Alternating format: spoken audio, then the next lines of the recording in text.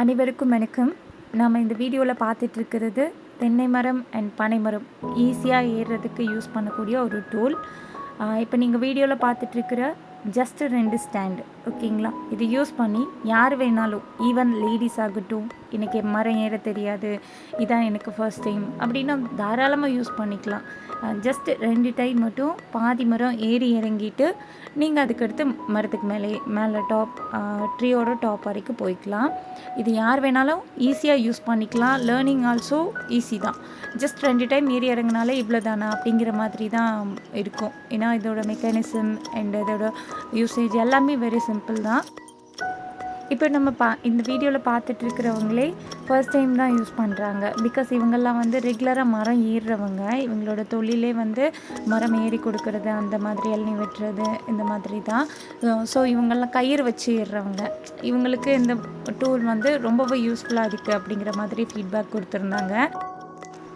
இந்த வீடியோவில் பார்க்குற மாதிரி ஜஸ்ட்டு 2 ஸ்டாண்டு. இதில் 10 mm stainless steel rod use பண்ணியிருப்போம். அது போக ஃபுட் ரெஸ்ட் எல்லாமே உங்களுக்கு லார்ஜராக இருக்கும். ஸோ ஏறும்போது எந்த ஒரு டிஸ்டர்பன்ஸும் இருக்காது, கால் வலிக்குதா அந்த மாதிரி எந்த ஒரு இஷ்யூவுமே இருக்காது. இப்போ இவங்க மேனுவலாக ஏறுறாங்க, கயிறு போட்டு ஏறுறாங்க அப்படின்னா ஒரு ஸ்டேஜுக்கு அப்புறம் ஃபிசிக்கலாக டயர்ட் ஆவாங்க, அந்த மாதிரி இஷ்யூஸ் இருக்கும். பட் இந்த மெஷின் யூஸ் பண்ணும்போது அவங்களுக்கு அந்த மாதிரி ஃபிசிக்கல் டயர்ட்னஸ், இவ்வளோ தான் மரம் ஏற முடியும், கால் பிடிக்கலாம், அந்த மாதிரி எந்த ஒரு தொந்தரவும் இருக்காது. அவங்க தாராளமாக எவ்வளோ முடியுதோ அவங்களோட எஃபிஷியன்சி பொறுத்தது அவங்க எத்தனை மரம் வேணும்னாலும் ஏறிக்கலாம். எந்த ஒரு லிமிட்டேஷன்ஸும் கிடையாது. இன்கேஸ் நீங்கள் ஃபஸ்ட் டைம் ஏறுறீங்க, இதான் எனக்கு ஃபஸ்ட் டைம் மரம் ஏறி பழக்கம் இல்லை, நான் ஃபஸ்ட் டைம் யூஸ் பண்ண போகிறேன் அப்படிங்கிறவங்களுக்கு ஹைட்னா பயம் இருக்கலாம். சிலர் பனை மரம் அந்த மாதிரி மரத்துக்கு யூஸ் பண்ணும்போது மரத்துக்கு மேலே பூச்சி அந்த மாதிரி இருக்கலாம். அந்த மாதிரி பட்சத்தில் நம்ம கீழவும் விழுந்துடக்கூடாது, நம்மளை ஹோல்ட் பண்ணிக்கணும் அப்படிங்கிற பர்பஸ்க்காக நம்ம சேஃப்டி ஹார்னஸ் யூஸ் பண்ணலாம். இப்போ நம்ம வீடியோவில் பார்த்துட்டு இருக்கிறவங்க இளநீ வெட்டுறாங்க, அப்போ அந்த இடத்துல கையை விட்டு ஒர்க் பண்ணணும். நம்ம ஒரு கையில் மிஷினை பிடிச்சிட்டு நம்மளால் வேலை பார்க்கவும் முடியாது. ஸோ அந்த சிச்சுவேஷனில் நம்ம இந்த சேஃப்டி ஹார்னஸோட ரூப்பை மரத்தை சுற்றி எடுத்து லாக் பண்ணிக்கிட்டோம் அப்படின்னா நம்ம 2 கையை விட்டு அந்த இடத்துல தைரியமாக ஒர்க் பண்ணிக்கலாம். நமக்கு எக்ஸ்ட்ரா கான்ஃபிடென்ஸும் இருக்கும். இப்போ நம்ம வீடியோவில் பார்க்குற மாதிரி இது சேஃப்டி பெல்ட் இருக்கும். இது ஃபுல் பாடி சேஃப்டி ஹார்னஸ், அதாவது காலுக்கு எக்ஸ்ட்ரா 2 ஸ்ட்ராப் வரும். இன்னும் ஹாஃப் பாடி சேஃப்டி ஹார்னஸ் இருக்குது. அது நமக்கு செஸ்ட் வரைக்கும் கவர் ஆகும், இடுப்பு வரைக்கும் வரும். காலுக்கு வர 2 ஸ்ட்ராப் மட்டும் வராது. இதை வேர் பண்ணுறதுங்கிறது ரொம்ப ஈஸி தான். செஸ்ட் கிட்ட ஒரு ஸ்ட்ராப் வரும், அதை லாக் பண்ணிக்கணும். அதுக்கடுத்து நம்ம கால் 2க்கும் 2 ஸ்ட்ராப் எக்ஸ்ட்ரா வரும். ஸோ இது நம்ம விழும்போது நமக்கு அப்படியே டோட்டலாக அப்படியே ஹோல்ட் ஆகிக்கும். ஸோ நம்ம பயப்படாமல் ஏறிக்கலாம் இந்த மெஷின் யூஸ் பண்ணி. சேஃப்டி பெல்ட்லேயே நிறைய டைப்ஸ் இருக்குது. இப்போ நம்ம ஹாஃப் பாடி சொன்ன மாதிரி அது கூட ஸ்லிங் பெல்ட்டும் கனெக்ட் பண்ணிக்கலாம்.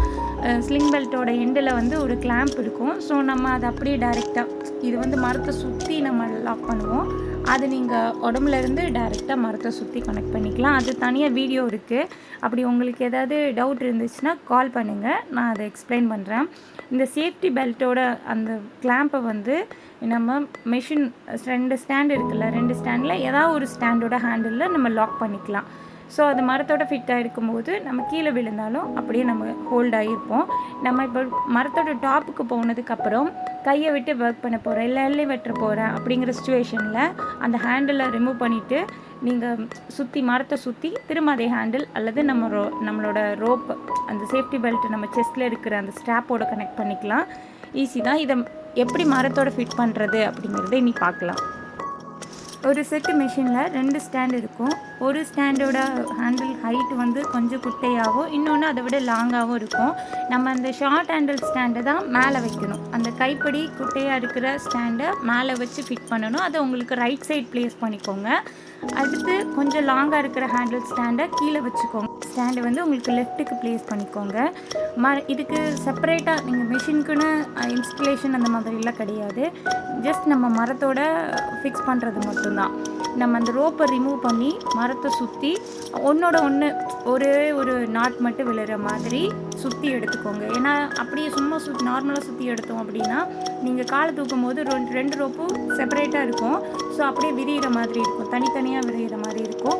ஸோ நீங்கள் ஒன்றோட ஒன்று போட்டுக்கிட்டீங்க, ஒரு முடி மாதிரி போட்டுக்கிட்டீங்க அப்படின்னா நமக்கு காலை தூக்கும்போது அந்த ரோப் விரியும்ல, அப்போ வந்து ரெண்டாலாம் டிவைட் ஆகாது. ஸோ உங்களுக்கு எதுலேயும் போய் மாட்டிக்காது. இந்த மிஷினோட மெக்கானிசம் பார்த்திங்கன்னா, நம்ம கால் தூக்கும்போது அந்த ரோப் லூஸ் ஆகும். நம்ம மேலே ஒரு ஸ்டெப் வச்சு மிதிக்கும்போது அந்த ரோப் வந்து ஆட்டோமேட்டிக்காக டைட் ஆகிக்கும். இதில் நம்மளோட செல்ஃப் வெயிட் தான் மேட்டர். நம்ம கால் மிதிக்கும்போது அந்த ரோப் அந்த மரத்தோட டயமீட்டர், அந்த மரம் வந்து கீழே பெருசாக இருக்கும், சில மரம்லாம் மேலே போக போக அப்படியே குறுகும், சின்னதாக மாறும். அப்படி இருக்கும்போது அந்த மரத்தோட டயமீட்டருக்கு ஏற்றாப்புல அது ஆட்டோமேட்டிக்காக நம்ம கால் மிதிக்கும்போது டைட்டாக இருக்கும்.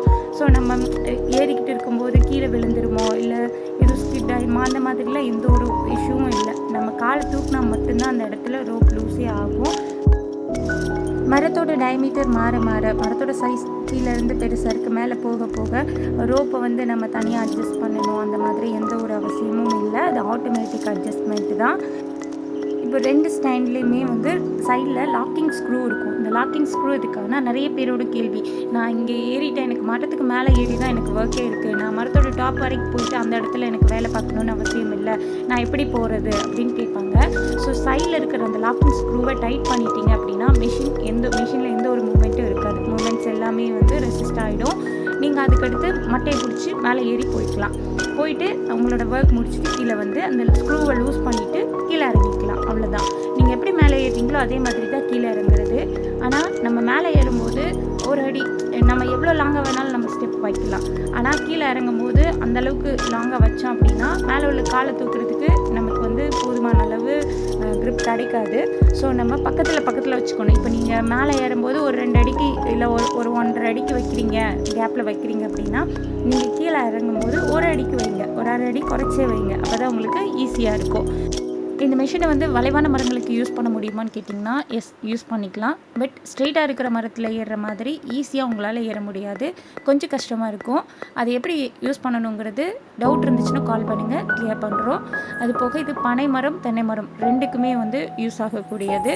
உங்களுக்கு இந்த மிஷின் வேணும்னா நான் இந்த வீடியோவில் இருக்கிற நம்பருக்கு கால் பண்ணுங்கள். உங்களுக்கு தேவையான details and all over India courier பண்ணுறோம். பார்சல் சர்வீஸ் அவைலபிளாக இருக்குது. எதுவாக இருந்தாலும் கால் பண்ணி கேளுங்க. Thanks for watching.